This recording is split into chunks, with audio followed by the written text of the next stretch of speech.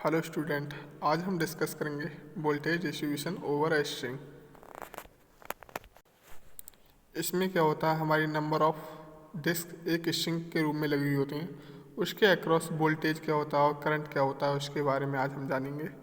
तो इस तरह से हमने एक डिस्क के अक्रॉस शंट कैपेसिटेंस और सीरीज कैपेसिटेंस ले लिया है, और इन दोनों का जो अगर रेशियो होता है वो क्या होता है, हमारा एम होता है। यहाँ पर सी क्या है, हमारा ग्राउंड कैपेसिटेंस, और एम सी क्या है, हमारा सीरीज कैपेसिटेंस। यहाँ पर जो B1 की वैल्यू है वो सबसे कम है, फिर उससे ज़्यादा B2 की है, फिर B3 उससे ग्रेटर देन होगी, फिर उसकी B4 की उससे ग्रेटर। इसी प्रकार से हमारी करंट की वैल्यू ही बढ़ते क्रम में है। फिर I हमारा क्या होगा, I equal to B upon C X C होगा। तो इसे एक्स सी को हम अगर उस फॉर्म में लिखेंगे तो क्या होगा, सी फॉर्म में, तो B डब्ल्यू एस सी हो, अब डब्ल्यू सी होगा। और यहाँ पर एम हमारा क्या है, shunt capacitance ratio C1 upon C. अब हमें इसमें अगर आई टी की वैल्यू फाइंड आउट करेंगे तो क्या होगा, हमारा I1 प्लस IC1। तो हमने वहाँ से उस सर्किट से I2 और I1 IC1 की वैल्यू पुट कर दी। पुट करने के बाद में हमने B2 निकाल लिया। B2 निकालने पर हमें क्या प्राप्त होगा, B2 equal to M plus 1 upon M into B1, और जो हमारा C होगा वो आपस में कैंसिल आउट हो जाएगा।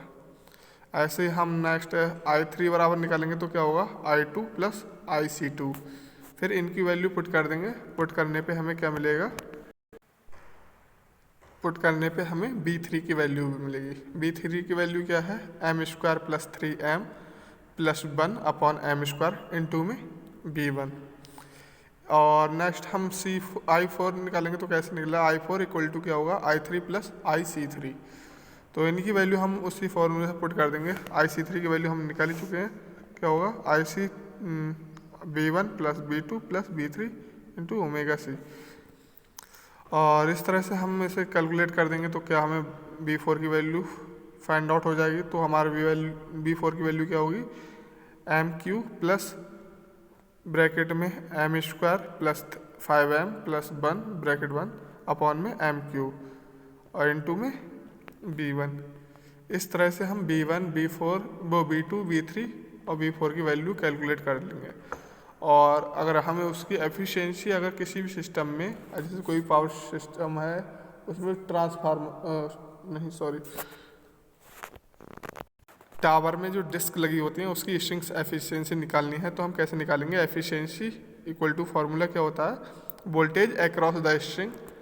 जो स्ट्रिंग के अक्रॉस जो वोल्टेज होगा वो अपॉन में एन क्या है, N number of disc into voltage across the near power conductor. जो डिस्क कंडक्टर के सबसे पास में लगी होगी उसके अक्रॉस जो वोल्टेज होगा वो। इस तरह से हम क्या निकालेंगे, इसकी स्ट्रिंग्स एफिशिएंसी निकाल सकते हैं।